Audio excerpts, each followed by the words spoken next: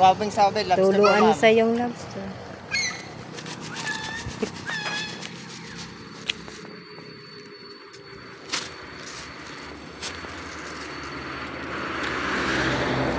Alam nyo ba,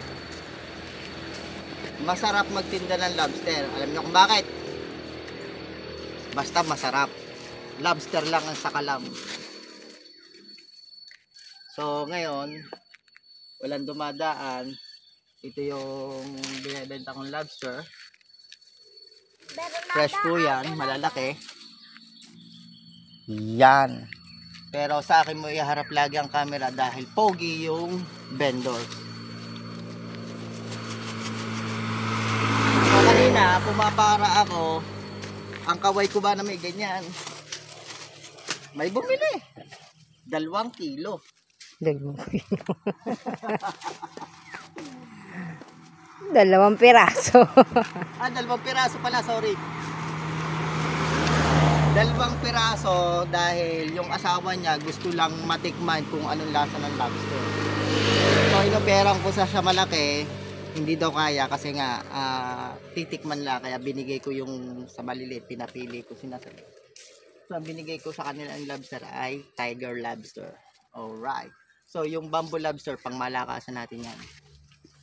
Ito offer ko to sa mga dumadaan dyan. So yun lang. Ari pa. Pag ako nakapara, yan, malaki. Ako siguro nasa 0.8 na po. Tsaka sir dito yung, ano nyo po yung alimango?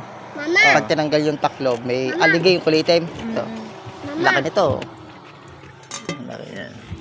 Yung mga tamang laki lang na Ay, mga tama. So ang laki. Oo, para Nanay na talaga ako, Papa. Tita. Ayaw magpapakulay ng buhok. Na ako. Kasama ko. Hindi, bukas papariban kita. Isang kilo. sige, isa pa. Sa Papa. Ano? Oh.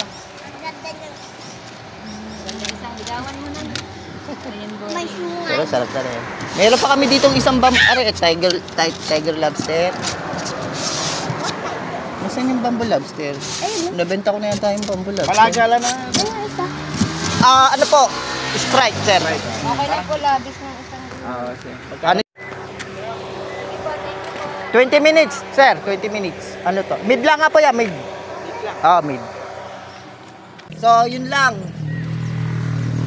Ang pagla-lobster ay tsaga-tsaga lang. May time na mainit, may time na malilong, kulimlim. Shout out nga pala sa aming lugar. Namimiss ko yung Pilipinas dyan. Nandito ako sa Pilipinas na namimiss ko dyan sa Kapatagan. Nandito ako sa kabundukan. So wala na, lobster lang sa kalam.